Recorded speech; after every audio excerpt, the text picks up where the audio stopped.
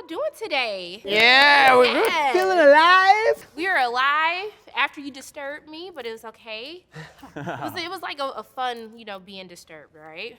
But Sora, honey, let me tell you, you killed it for your first movie role. You did it. Now. So I want to know, do you want to keep acting, or are you just going to be like a badass actor now? Absolutely, I would love to keep acting, especially in this horror stuff, because the horror stuff is can I just say, I love doing my own stunts. Yes. I love to do all the actiony stuff. It was really fun, and just acting, and I never knew it could be so exciting. The different, on set, it's you're this character, and then outside you've got all the outside relationships as well. It's really cool and amazing, and I love doing what I do, and I'd love to continue. You got this, and you can do sports too. I saw you doing the sports as well. You gotta give yourself some more credit, okay? Everything that she puts her mind to, she knocks out of the park. It's incredible to watch. She was so good. Yeah, she's incredible in all aspects, especially the stunt stuff's incredible. She was rolling down hills, jumping in pools. But Jonah, come on now. Hey. The prosthetics alone, I was you had a lot to do. I want to know, what was the coolest thing about preparing for your character? Oh, look, the prosthetics were tough. They were not very comfortable, but the cool part was when I got to see it in the mirror. It's amazing how all the prosthetics, they just create that bigger picture. Yeah, loved it. Oh my goodness. No, you were so cool. I was oh my goodness. I was just it was just so much, but you did that. I was so proud of you. He was terrifying on set. Every time we saw him was the scariest thing ever. And every time his prosthetics escalated and got worse, so he got scarier. But it was still Jonah, so it was kind of strange. Deep down.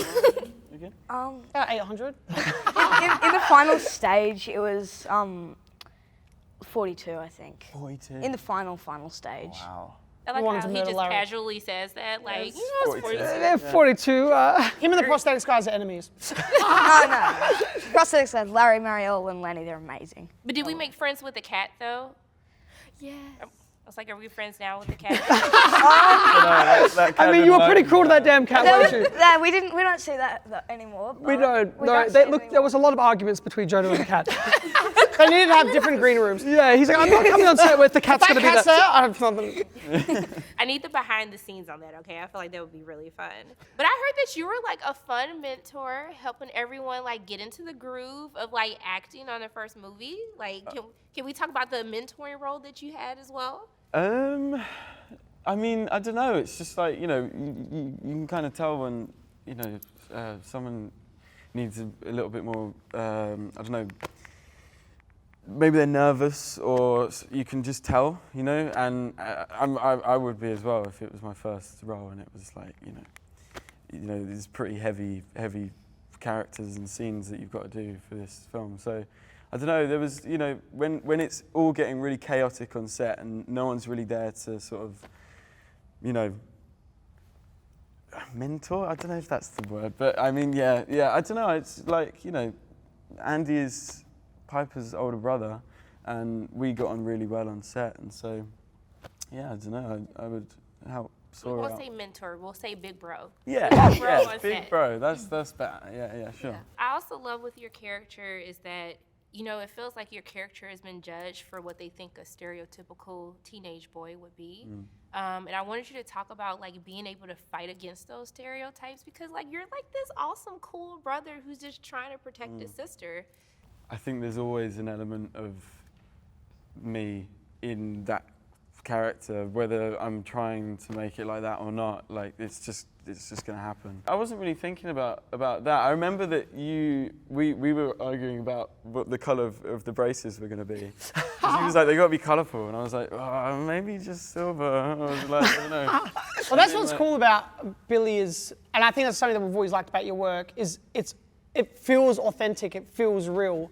And that's something that we've always wanted to work with Billy. Ever since seeing him from Responsible Child, that was the first thing we saw of him, and we just knew he was incredible. There's something about it that feels real. It doesn't feel stagey or acty. And there's just a gentleness that's to you as a person as well. That's when you were putting that portraying Andy, that's what was so heartbreaking, because you were so warm and you were so open with Sora, and you guys lent on each other so much. It was it just came across on screen. Yeah. No, I just hadn't thought about the fact that there would have been a stereotypical sort of teenage boy thing. So yeah, I don't know. I think for me it was just important to have like the brother-sister connection. It was great. I was mad. I was like, y'all disrespecting my friend. You trying to be a good brother in this movie? Like, come on, please, somebody.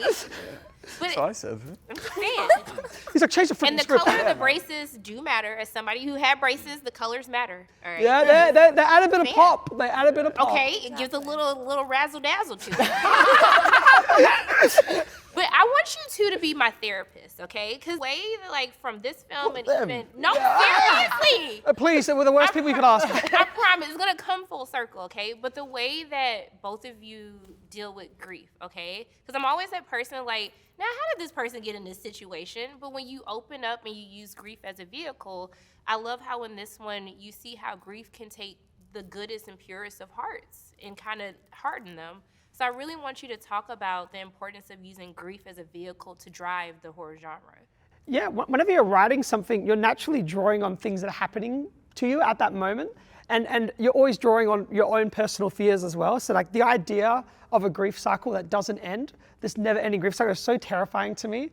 And I feel for that person. It's the most vulnerable you're ever going to be. It's the hardest thing to go through. And it's like anything that's like weighing you down or you're overthinking about or is upsetting you, like putting that on the page, that's like the therapy. The script and the film feels like the therapist. It's kind of those quiet moments of the film because you have actors who don't really speak that much. Can you just talk about using those quiet moments to really make things feel more tense and scary? Well, it's all like because of Jonah, and like the way that he's able to like play the character without saying anything. And it was something that we'd seen in the first audition that he'd done. He was literally that character, and he was so incredible. And both of his parents are actors, so they were on set with him, and they helped like build him and like find his character.